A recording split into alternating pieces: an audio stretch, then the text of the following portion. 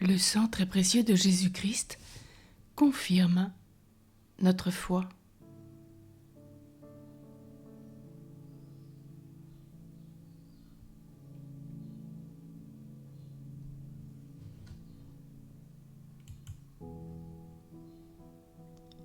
Nous devons comprendre le grand don que nous avons reçu dans le baptême, nous, chrétiens.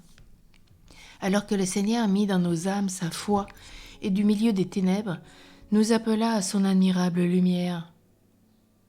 Don précieux qu'il nous a accordé, de préférence à tant de personnes qui restent dans l'infidélité, loin de cette arche de salut qu'est l'Église.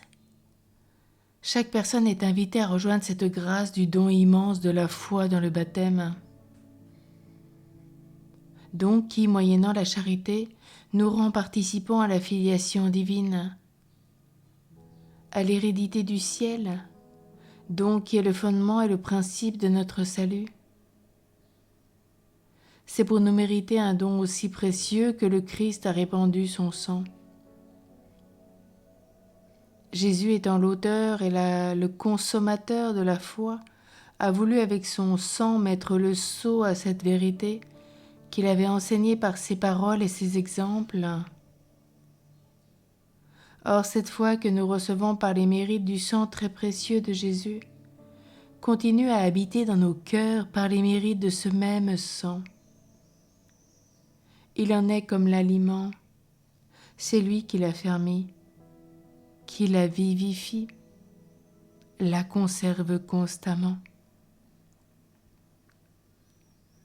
Il est l'âme de cette charité, sans laquelle la foi ne saurait contenter le cœur de Dieu.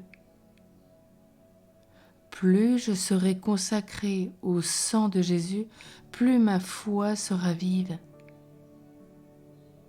De même, mes œuvres seront conformes à ses préceptes et aux vérités qu'elle propose à notre foi. Nous devons être reconnaissants et pleins d'amour envers cet agneau divin qui nous a rachetés. Il nous a appelés par la foi à être participants de ce royaume. C'est pourquoi en effet tant de héros de la foi, animés à la vue de Jésus-Christ crucifié et sanglant, n'ont pas hésité à répandre aussi leur sang et à sacrifier leur propre vie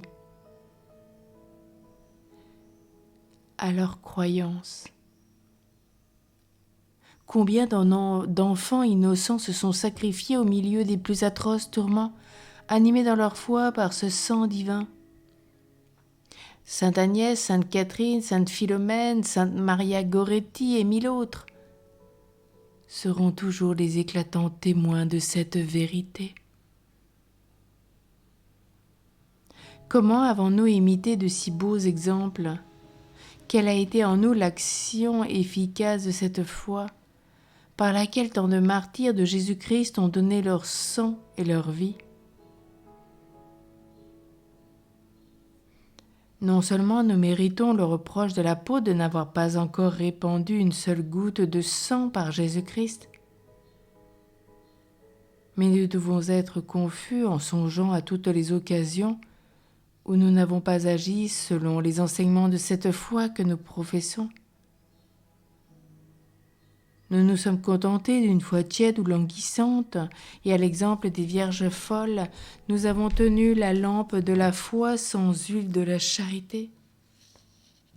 Combien est vile et lâche une âme qui n'est pas prête à verser son sang pour Jésus-Christ.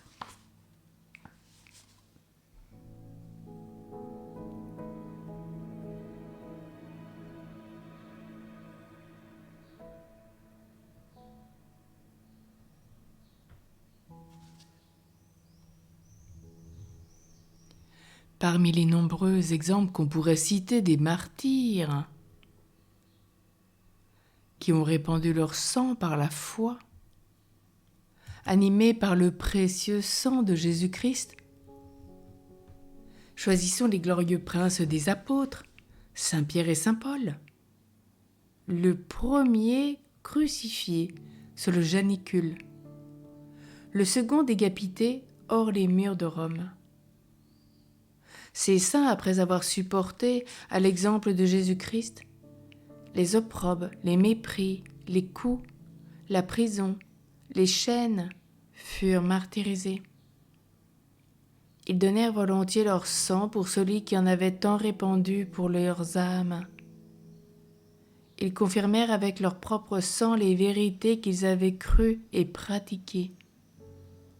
Ils nous laissèrent un grand et éclatant exemple par le courage avec lequel ils versèrent leur sang pour soutenir la foi. C'est un exemple extrait de Histoire de leur martyre.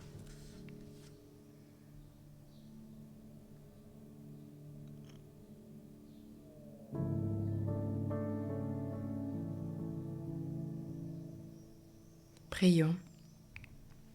Mon Jésus, auteur de notre foi, toi qui as sacrifié ta vie sur une croix et répandu tout ton sang pour confirmer les vérités que nous croyons, pourquoi, à ton imitation, ne pouvons-nous pas répandre encore tout ton sang?